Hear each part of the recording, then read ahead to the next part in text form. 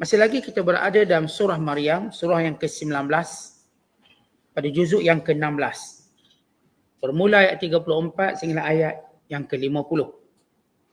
Ayat-ayat yang kita bacakan ini menceritakan kisah yang kedua dan ketiga.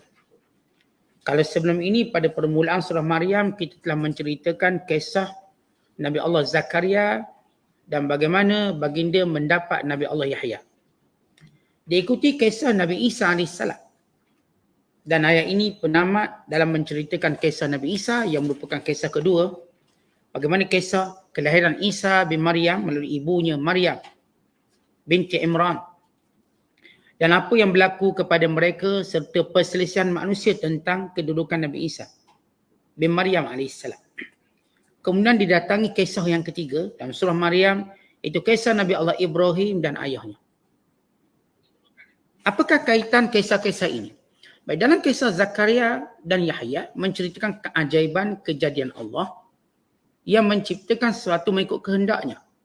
Daripada pasangan yang tua, yang dah mandul, yang tidak mungkin beranak, maka Allah lahirkan zuriat dan keturunan. Dan demikian juga pada kisah kedua, bagaimana Allah Ta'ala menunjukkan keajaiban ciptaannya lagi tentang kelahiran Nabi Isa tanpa bapa. Sebagai salah satu daripada mukjizat dan ujian pada manusia, dan untuk mengingatkan kembali manusia akan kekuasaan Allah yang menciptakan Adam dan menciptakan Hawa tanpa ibu, tanpa bapa. Untuk mereka mengetahui bahawa urusan Allah itu ialah kun fayakun. Kalau Allah Ta'ala nak suruh jadi, maka jadi. Maka dibawa pula kisah Ibrahim. Apakah dia punya signifikan? Untuk menunjukkan ketiga-tiga Nabi ini, mereka menyembah Allah bukannya berhala. Kerana seringkali penyembah-penyembah berhala berkata tentang mereka cuma mengikuti jejak nenek moyang mereka. Maka ini salah satu nenek moyang mereka, iaitu Ibrahim AS. Bapa kepada sekalian Arab dan bapa kepada kebanyakan para Nabi. Dan kita tahu jarak antara Nabi Allah Ibrahim dengan Adam 2000 tahun. Dan jarak Nabi Allah Ibrahim dengan Nabi Nuh ialah 1000 tahun. Dan Nabi Allah Ibrahim melahirkan hampir kebanyakan para Nabi. Termasuk Nabi kita Muhammad SAW daripada keturunan anaknya bernama Ismail. Maka Ibrahim sebagai satu contoh nenek moyang yang dibangga-bangga oleh musyrikin Mekah dan pada penyembah berhala, kami ikut tradisi nenek moyang. Ketahuilah nenek moyang kamu menyembah Allah. Allah yang esa. Bahkan dalam kajian sejarah menunjukkan bahawa manusia pada zaman Paleolitik tidak menyembah berhala. Tidak ada bukti-bukti yang menunjukkan manusia menyembah lain daripada Allah atau patung-patung ataupun ciptaan-ciptaan yang mereka hasilkan dari tangan. Untuk menunjukkan ia berada dalam agama fitrah, ini agama Islam. Kalau semalam kita menceritakan tentang 9 sifat Nabi Allah Isa. Kita dah baca ayat yang sebelum ini tentang bagaimana Nabi Isa menyebut tentang sifatnya 9. Sekaligus menjawab pembohongan Kristian dan juga Yahudi.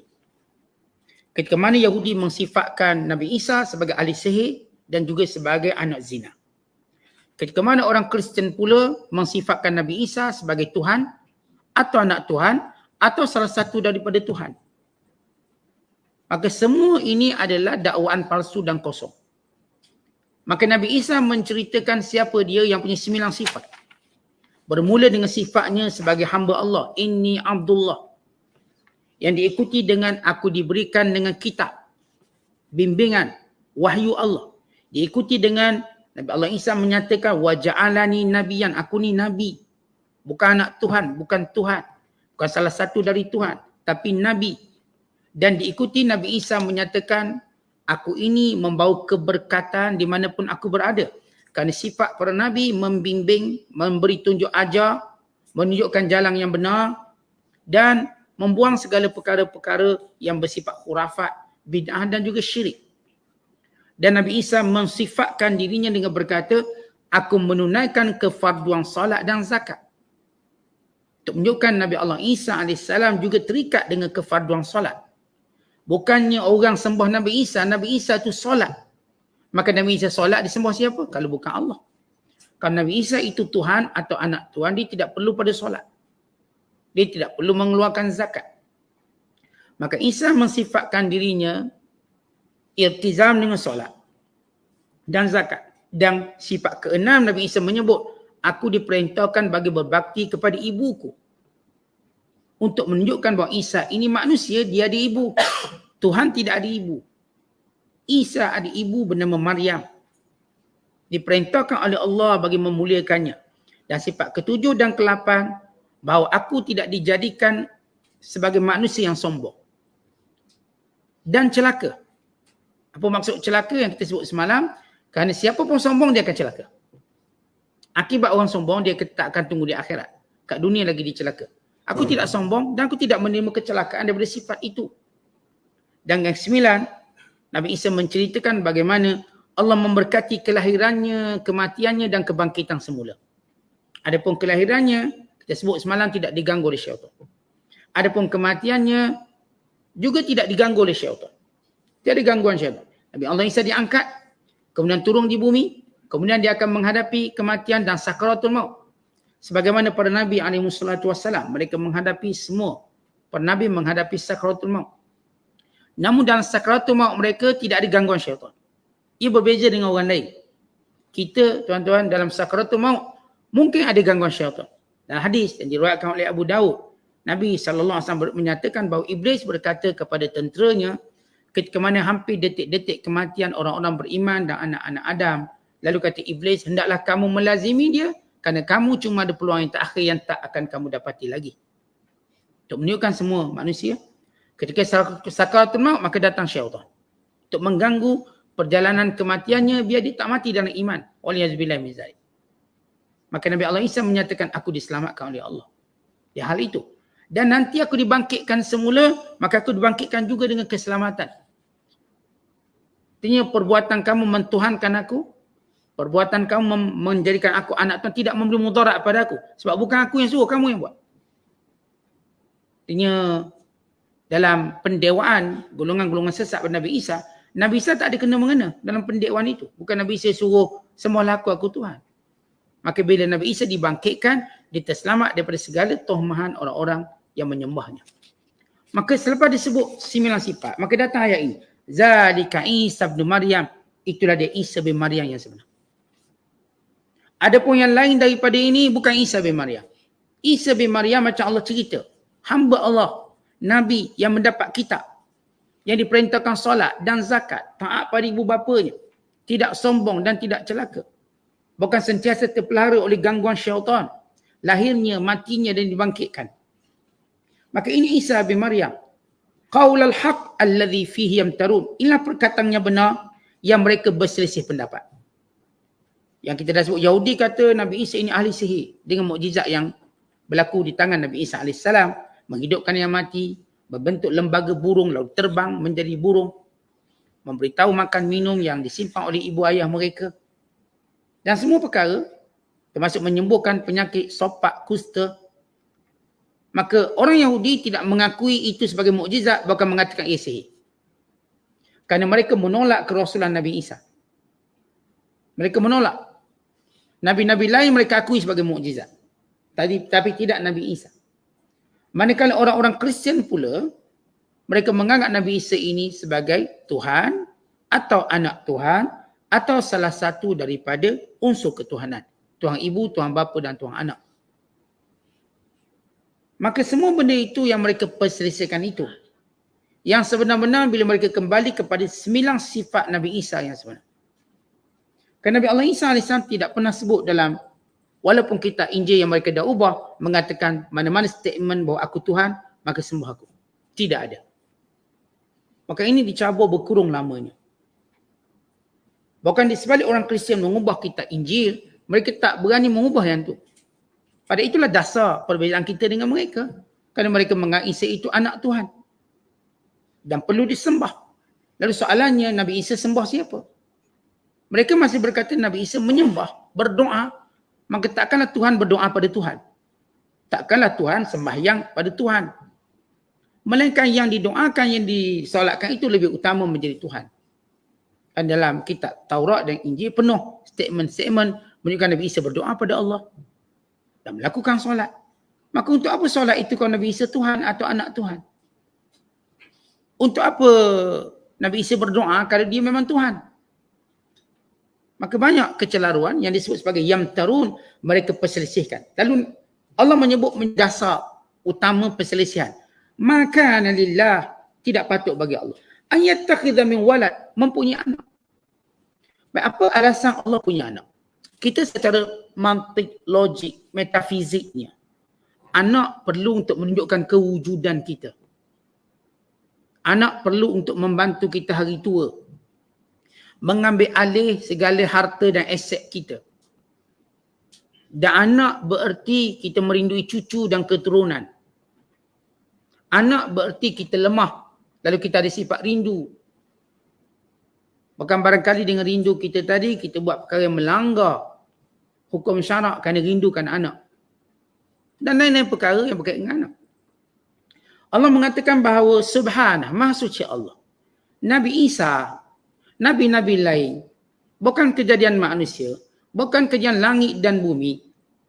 Semuanya itu tanda kekuasaan Allah, bukan Allah perlukan. Allah tak perlukan malaikat dalam membantu Allah Ta'ala. Tidak juga Nabi-Nabi dalam membantu menyebarkan risalah dan dakwah. Tidak. Allah nak tunjuk dia berkuasa. Allah yang berkuasa cipta malaikat. Allah yang berkuasa cipta Nabi, cipta Rasul-Rasul. Allah yang berkuasa ciptakan yang ni ada anak, ada bapa, ada mak, yang ni tak ada bapa. Yang ni tak ada mak dan bapa.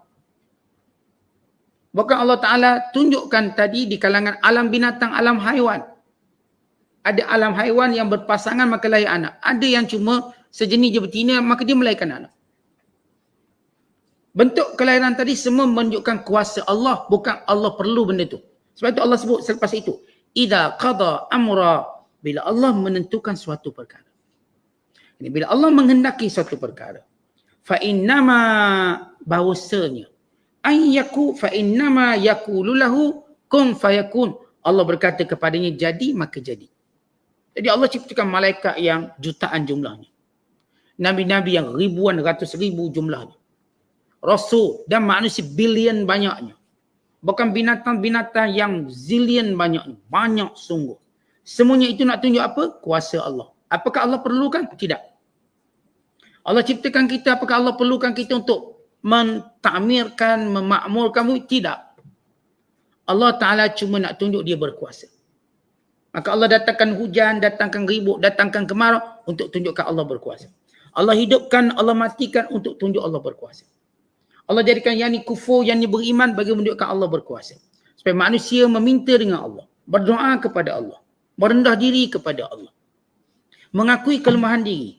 Dan mengakui kekuasaan Allah Ta'ala secara mutlak. Allah boleh jadikan daripada keturunan Nabi-Nabi itu yang kufur, yang syirik. Daripada yang kufur syirik itu keturunan yang baik dan soleh. Allah boleh jadikan kerana itu kuasa Allah. Dari Ibrahim, ayahnya kafir. Daripada Nabi Nuh, anaknya kafir. Daripada Nabi Lut, isterinya kafir. Maka kesemuanya itu nak tunjuk apa? Kuasa Allah. Maka bagaimana kamu kata Isa itu anak Tuhan? Isa itu ialah kuasa Allah. Sebagaimana Adam kuasa Allah. Sebagaimana Hawa kuasa Allah. Sebagaimana Allah ciptakan iblis sebagai kuasa Allah. Kerana Allah berfirman fa'alun lima yurid. Allah buat ikut dia. Allah buat ikut apa yang Allah kehendaki. Maka bagaimana kita di hadapan kuasa Allah? Tunduk aku patuh. Bukan menuduh, bukan memfitnah, bukan berkata Allah perlukan anak, perlukan isteri. Allah tidak perlukan isteri. Kalau dikatakan Maryam itu isteri Allah, kenapa dibiarkan Maryam itu berada dalam keluh kesah senantiasa, dalam buruan pihak berkuasa pada pembencinya? Sehingga Maryam terpaksa berpindah dari satu tempat ke satu tempat. Kenapa Nabi Isa dibiarkan dibunuh? Tentang bapa mana biarkan anak dibunuh? Kita, kalau orang jentik anak kita pun kita mengamuk. Mengamuk? Ini bunuh anak kita. Maka kenapa Allah membiarkan Nabi Isa itu cubaan untuk membunuhnya? Pada dakwah orang Kristian dia dibunuh dan juga Yahudi. Melainkan dalam nas Al-Quran menyatakan Nabi Isa tidak dibunuh, diangkat. Tapi soalannya ialah, pada mereka mendakwa Nabi Isa dibunuh, kalau betul anak Tuhan, maka kenapa Tuhan bapa membiarkan anaknya dibunuh? Maka ia bapa yang zalim. Sedangkan Tuhan itu mengetahui. Bukankah dengan sedikit perintah Allah boleh menyelamatkannya dan mematikan semua yang membencinya dan memusuhinya? Maka menunjukkan bahawa itu dakwaan palsu. Yang Allah jadikan, Allah izinkan ini menunjukkan kuasa Allah, qada dan qadar Allah. Kesemua ini makhluk Allah. Baik Nabi Isa makhluk Allah, Maryam makhluk Allah, seluruhnya makhluk Allah. Yang khalik cuma satu, Allah. Lain daripada Allah namanya makhluk atau makhlukun atau makhlukin atau makhlukat, yakni yang diciptakan. Kemudian kata Allah, wa inna Allaha rabbi, sesungguhnya Allah itu. Ini bila mana Allah Subhanahu wa taala menciptakan Nabi Isa, maka Nabi Isa berkata, ayat ini ialah kata-kata Nabi Isa, sesungguhnya Allah itu Tuhan aku, Rabbukum, dan Tuhan kamu, fa'budu, maka sembah. Allah dah sebut 9 sifat Nabi Isa. Kemudian Allah tunjuk inilah kebenaran. Dan Allah memberitahu, Allah tidak perlukan anak. Tapi itu adalah kejadian kekuasaan Allah yang Allah kehendaki. Bahkan Allah beritahu Nabi Isa sendiri berkata, bahawa Tuhan aku, Tuhan kamu, Allah, marilah kita sembah Allah. Ini adalah ucapan Nabi Isa. Sebab itu, tidak ada satu statement yang kata, Isa berkata, aku Tuhan maka sembah aku. Tidak ada. Yang ada Nabi Isa berkata, Tuhanku Allah dan Tuhanmu juga Allah, maka sembah. Hadza siratum mustaqim. Inilah jalan yang lurus. Kemudian Allah berfirman, fakhtalafal ahzabu min bainihim. Maka berselisihlah ahzab. Apa itu ahzab? Ahzab terjemahan literal makna parti-parti. Tapi di sini maksud ahzab ialah firaq, kelompok-kelompok. Itu kelompok ahli kitab yang terdiri daripada Kristian dan juga Yahudi. Kelompok-kelompok ini sendiri berbalah tentang siapa Nabi Isa. Ada yang kata Tuhan, ada yang kata anak Tuhan, ada yang berkata salah satu Tuhan, dan mereka berselisih. Mereka tak dapat kata-kata muktamad siapa Nabi Isa.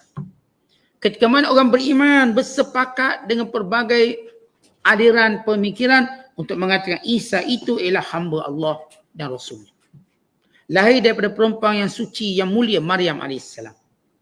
Tapi kelompok Kristian Yahudi, mereka berselisih. Yang si Yahudi kata anak zina, ahli sihir. Si Kristian pula berpecah. Anglican lain, Methodist lain, Katolik lain, Protestan lain, Ortodok lain. Kesemua mereka ini berselisih dan mereka berbalah sesama mereka tentang apakah status Nabi Isa. Bukan di kalangan Kristian ataupun di kalangan mereka berpegang dengan kitab Injil yang sebenar. Seperti kitab Injil Barnabas yang merupakan salah satu Injil yang tidak diakui oleh orang Kristian. Yang menjelaskan secara jelas, itu Barnabas merupakan salah seorang daripada pengikut Nabi Isa AS yang menyebarkan dakwah Nabi Isa. Beliau antara yang menulis kata-kata Nabi Isa ataupun menulis kembali kitab Injil. Yang dalam Injil Barnabas ini ada dua perkara penting yang disampaikan. Pertama, bahawa Isa itu ialah manusia bukan Tuhan. Yang kedua, untuk menceritakan tentang kelahiran Nabi akhir zaman, itu Muhammad SAW. Sama juga sebagaimana Injil Yohanes yang juga tidak diiktiraf oleh kebanyakan Kristian.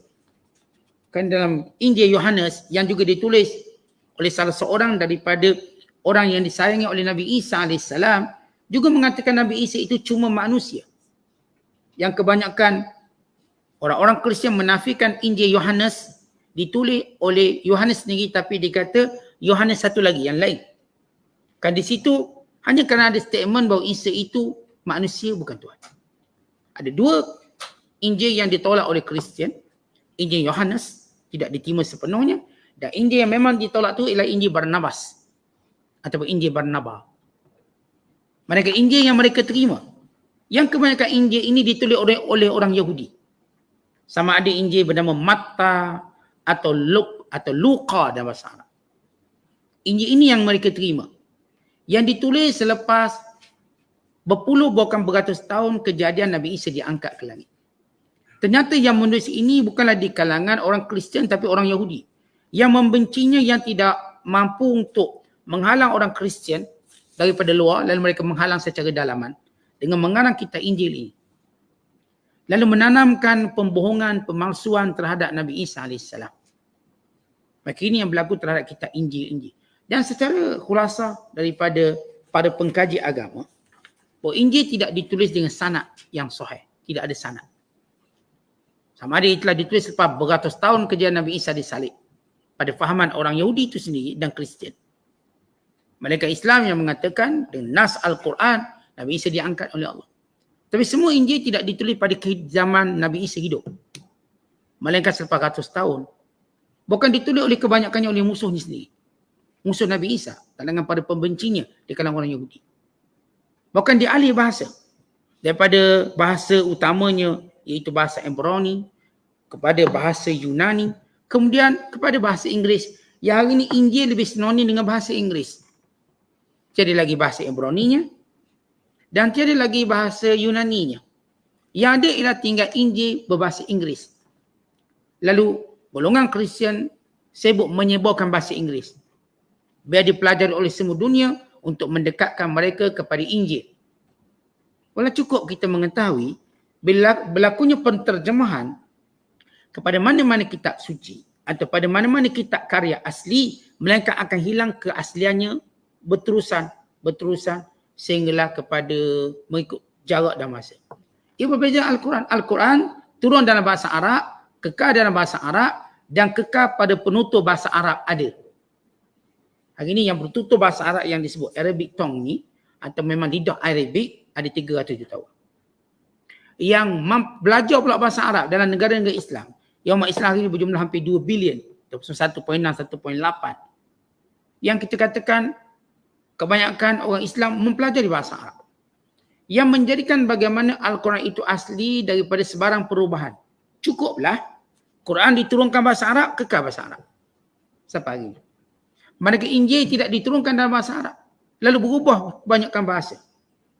Akhirnya mereka ubah pula Injil ni pada Injil bahasa Kadazan pula lain, bahasa Melayu pula lain.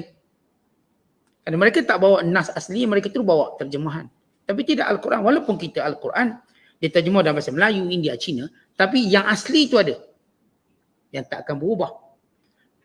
Yang terjemahan itu hanya untuk memberi faham yang asli tadi. Bukan kita dituntut mempelajari bahasa Arab untuk memahami dengan sebenar. Tanpa melalui perantaraan penterjemah lagi.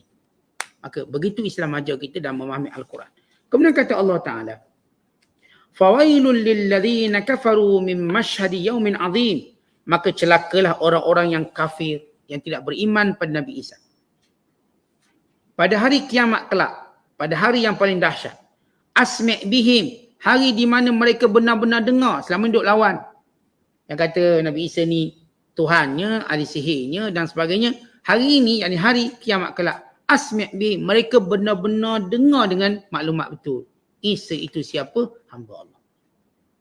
Dan menyuruh menyembah Allah. Wa absir, dan mereka benar-benar tengok kenyataan dan hakikat. Yauma ya'tunana, hari di mana mereka orang-orang Kristian, orang-orang kafir, orang Yahudi datang bertemu dengan Allah. Lakinidh zalimuna al-yawm, tapi yang masih hidup hari ini kekal dengan perangai zalim untuk terus berkata Isa bermacam-macam. Tidak sebagaimana kataan yang sebenar, Isa itu hamba Allah. Kata Allah yang kekal sekarang, yang masih hidup kerana belum kiamat, belum mereka menghadap kami, kekal zalim dan dalam kesesatan nyata. Allah sebut dengan dua perkataan. Lakinul zalimun, zalim fi dhalalim mubin. Dah zalim berada dalam kesesatan pula. Kemudian kata Allah, wa anzirhum, wahai Muhammad, berilah peringatan kepada mereka semua yang menyembah berhala, yang mempertuhankan selain Allah, mempertuhankan Isa atau ibunya, atau mempersekutukannya. Yaumal hasrah, hari penyesalan. Apa itu hari penyesalan? Hari zahir segala hakikat. Dalam hadis, Nabi SAW menyatakan, pada hari kiamat kelak, ini disebut hari penyesalan, didatangkan kematian dengan rupa bentuk kabash atau kibash amlah yang bertanduk. Nanti Allah akan bawa mati dengan rupa seekor kambing yang bertanduk. Lalu datang penyeru berkata, wahai ahli syurga. Lalu mereka ahli syurga menjenguk, memanjangkan leher mereka dan mereka memandang. Lalu kata malaikat yang menyeru ini, hal ta'rifuna hadha? Kamu kenal tak kambing ni? Maka jawab ahli syurga, ya, itu mati. Itu kematian. Kematian itu dibawa dengan gambaran seekor kambing. Itu kematian. Wa kulluhum ra'au, dan semua ahli syurga melihat. Lalu Malaikat ini menyuruh lagi, wahai ahli neraka. Lalu ahli neraka memanjangkan lehernya sambil melihat. Dan malaikat berkata, apakah kamu kenal ini? Maka jawab ahli neraka, ya, ini mati. Dan semua ahli neraka melihatnya. Maka disembelih kambing di antara syurga dan neraka. Kemudian malaikat ini menyeru, wahai ahli syurga, kekal kamu tiada kematian. Wahai ahli neraka, kekal kamu tidak ada kematian. Kemudian Rasulullah membaca ayat ini. Wa anzirhum yaumal hasrah idh qudiyal am wa hum fi ghaflatin wa hum la yu'minun. Dan berilah peringatan kepada mereka hari penyesalan. Bila zahir kebenaran, ahli neraka dihukum dan neraka dan mereka kekal di dalamnya. Ahli syurga diberi balasan syurga dan mereka kekal di dalamnya. Maka ia hari penyesalan bagi ahli neraka. Idh qudiyal am, bila dijelaskan perkara yang sebenar tentang ketuhanan dan tentang Isa bin Maryam. Wa hum fi ghaflatin, sedangkan mereka dahulu di dunia sentiasa lalai, tidak mengambil peringatan. Wa hum la yu'minun, dan kemuncaknya mereka tidak beriman kepada Allah Ta'ala. Kemudian kata Allah, inna nahnu narisul ard wa man 'alaiha wa ilaina yurja'un. Sesungguhnya kamilah pemilik bumi ini dan kami warisi pada siapa yang kami kehendaki. Dan walau bagaimanapun kami memberikan kuasa kepada kamu di dunia, kamu tidak akan berkekalan melainkan kembali kepada kami. Allah Ta'ala menjelaskan kepada manusia seluruhnya. Ya, hari ini kamu ada kuasa lalu kamu mensyirikkan Allah. Hari ini kamu ada kuasa lalu kamu kufur kepada Allah. Hari ini kamu ada kuasa, kamu cakap macam-macam. Ingat, bumi ini milik Allah. Allah beri kepada hambanya dan yang mendiaminya siapa yang dikehendaki. Tetapi semua mereka akan pulang kepada Allah bertanggungjawab dengan apa yang mereka lakukan. Menjawab dengan apa yang mereka tuturkan. Menjawab dengan apa yang mereka yakini dan mereka berakidahkan. Maka ini satu tamparan kepada mereka yang menyekutukan Allah. Tamparan pertama ialah hari penyesalan. Diputuskan dengan jelas. Dan tamparan yang kedua ialah ingat, sehebat mana pun kuasa kamu di dunia, bumi ini milik Allah. Allah bila-bila masa akan ambil dan kamu bila-bila masa akan kembali kepada Allah. Wallahu bissawab. Assalamualaikum.